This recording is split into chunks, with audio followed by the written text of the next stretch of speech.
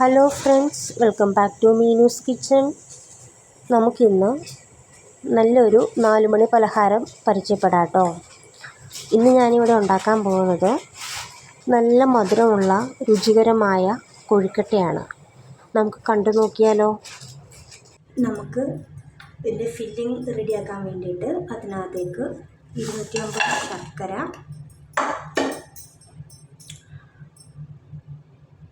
അരക്കപ്പ് വെള്ളം ഒഴിച്ച് നമുക്കിത് നന്നായിട്ടൊന്ന് അലിയിച്ചെടുക്കാം കേട്ടോ.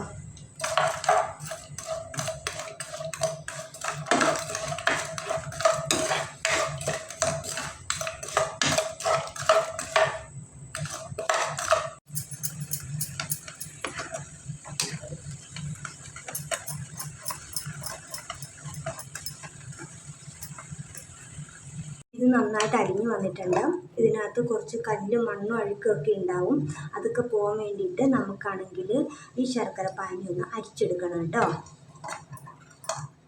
തേങ്ങ ശർക്കരയായിട്ട് നന്നായി അലിഞ്ഞു ചേർന്നിട്ടുണ്ട്. നമുക്കിനി ഇതിനകത്തേക്ക് ചേർക്കേണ്ടത് പൊടിച്ചു വെച്ചിരിക്കുന്ന ചെറിയ ജീരകവും ഏലക്കയും കൂടെയാണ്. അതുകൂടി ഇതിനകത്തേക്ക് നമ്മൾ ആഡ് ചെയ്യുന്നു. നന്നായി മിക്സ് ചെയ്തെടുക്കുക. ഈ വെള്ളം വറ്റുന്നത് വരെ നമ്മൾ നന്നായി വഴറ്റിയെടുക്കണം.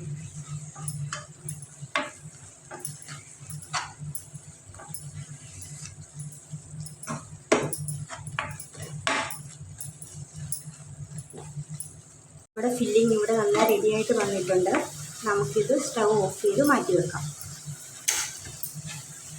ഞാൻ ഇതിനായി എടുത്തിരിക്കുന്നത് 3 കപ്പ് നല്ല ഫൈനായിട്ട് പൊടിച്ച അരിപ്പൊടിയാണ് കേട്ടോ.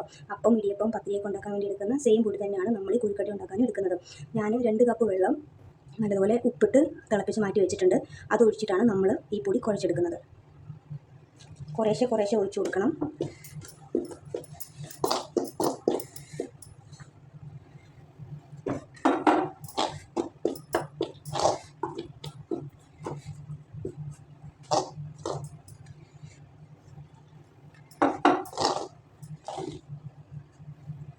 ആറിയതിന് ശേഷം ഇളം ചൂടോട് കൂടി മാക്സിമം കൈകൊണ്ട് തന്നെ കുഴച്ചെടുക്കാൻ ശ്രമിക്കണം.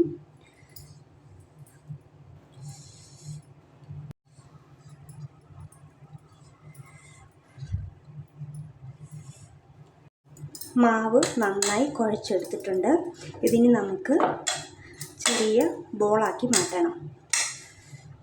അതിനായിട്ട് കയ്യിൽ കുറച്ച് എണ്ണ തൂത്തിട്ട് ഇങ്ങനെ ചെറിയ ബോളാക്കുക.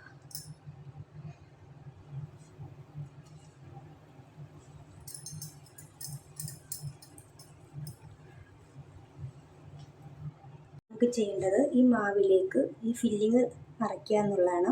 അത് വിരൽ വെച്ച് ഇങ്ങനെ പയ്യെ താത്തിട്ട് ഇങ്ങനെ പിടിക്കുക. എല്ലാം ഒരേ ലെവലിൽ തന്നെ ആവണം. ഇങ്ങനെ കുഴിയെടുത്തിട്ട് നമുക്ക് ഇതിനകത്തേക്ക് ഈ ഫില്ലിങ് നിറയ്ക്കാം കേട്ടോ. തേങ്ങയും ശർക്കരയും ജീരകവും ഒക്കെ വെച്ചിട്ട് ഏലക്കയൊക്കെ വെച്ചുണ്ടാക്കി ആ ഫില്ലിങ് ഇങ്ങനെ നിറയ്ക്കാം. എന്നിട്ട് ഇങ്ങനെ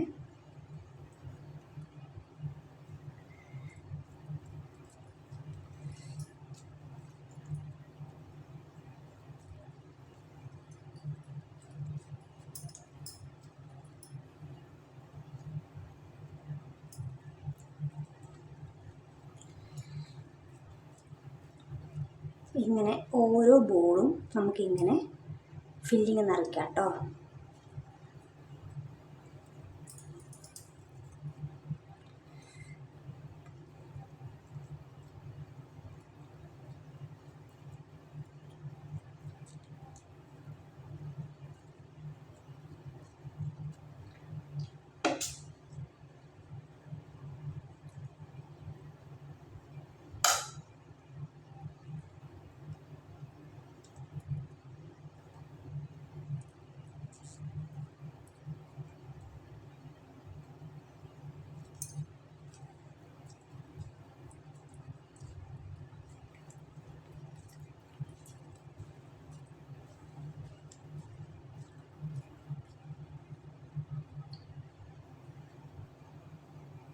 ഫില്ലിങ് സെറ്റ് ചെയ്ത് വെച്ചിട്ടുണ്ട്.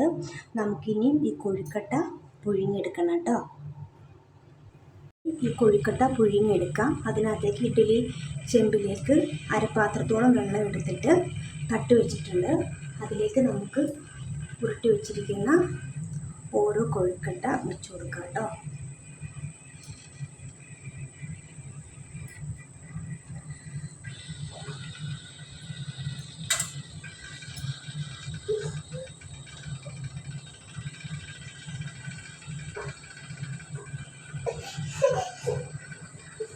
നെക്സ്റ്റ് തട്ട് വെച്ചിട്ട് നമുക്ക് ബാലൻസ് ഉണ്ടയും കൂടി നമുക്ക് കുറുക്കി വെക്കാം.